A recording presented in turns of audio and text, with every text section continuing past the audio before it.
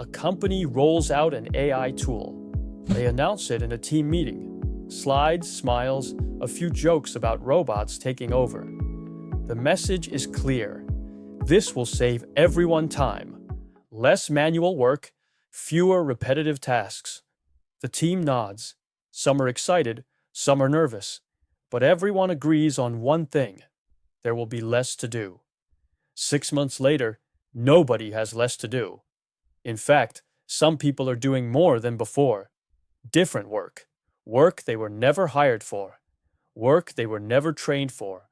And nobody is talking about it. Before I get into what actually happens when AI enters a company, quick note. This is an AI clone of me, Ronald. That is intentional, because AI is not something I talk about from the outside. It is how we work, every day.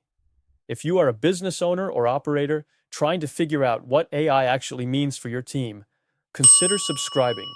This channel is calm, strategic analysis. No hype, no tool reviews. They bought an AI writing tool. The marketing team was supposed to benefit most. Content production would double. The copywriter could focus on strategy instead of drafting. That is what everyone assumed.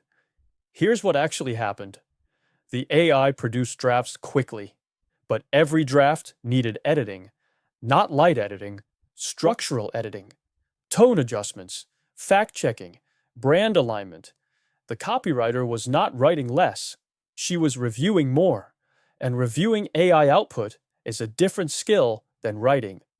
It requires a sharper eye, a faster judgment, an ability to catch what sounds almost right but is not. She went from creating to supervising.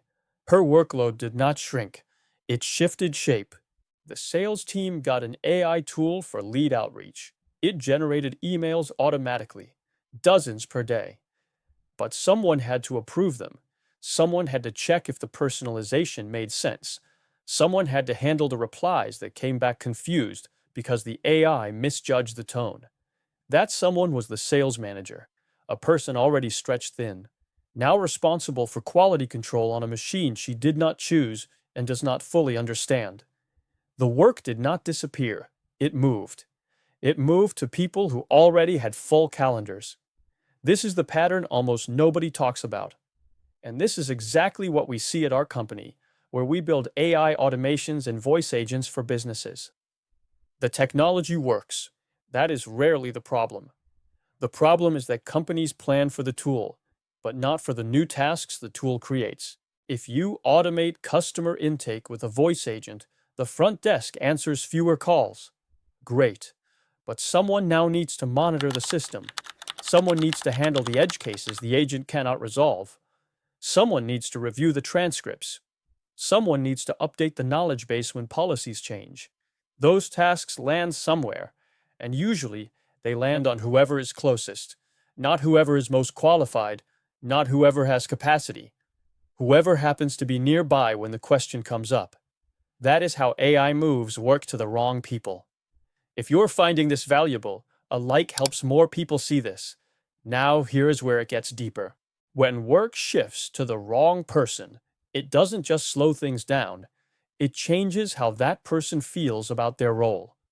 A junior employee who was hired to do data entry is now expected to validate AI output that affects client deliverables. They were not trained for that level of responsibility. But the AI made their old job redundant, so they inherited the new one.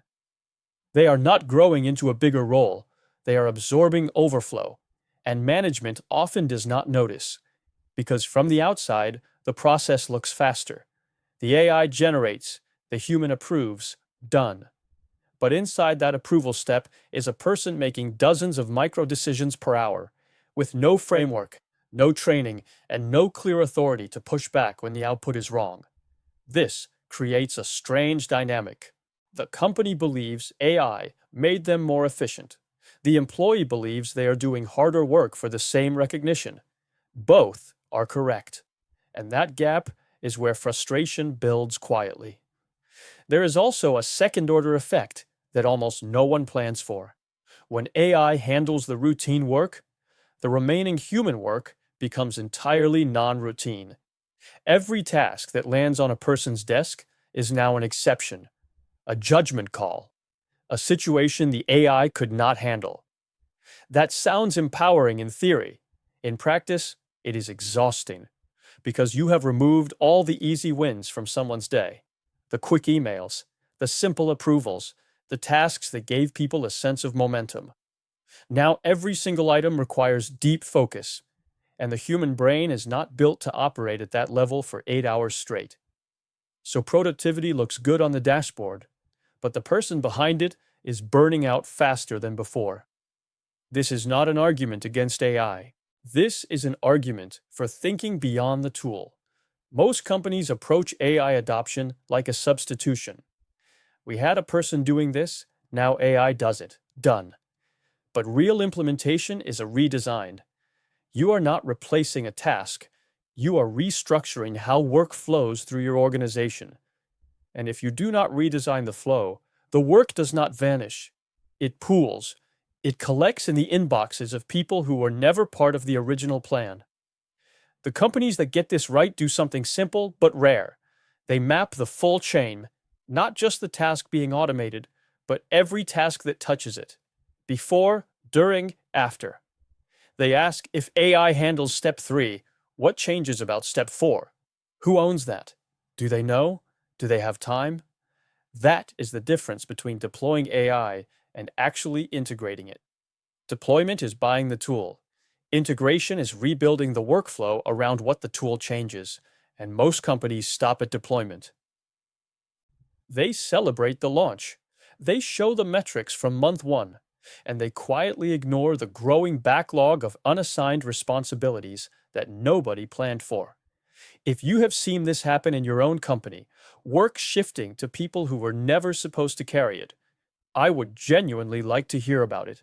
Leave a comment, not because I'm looking for engagement, because this pattern is everywhere and not enough leaders are honest about it. AI is not the problem. Incomplete thinking about AI is the problem. The work did not go away. It just found new people.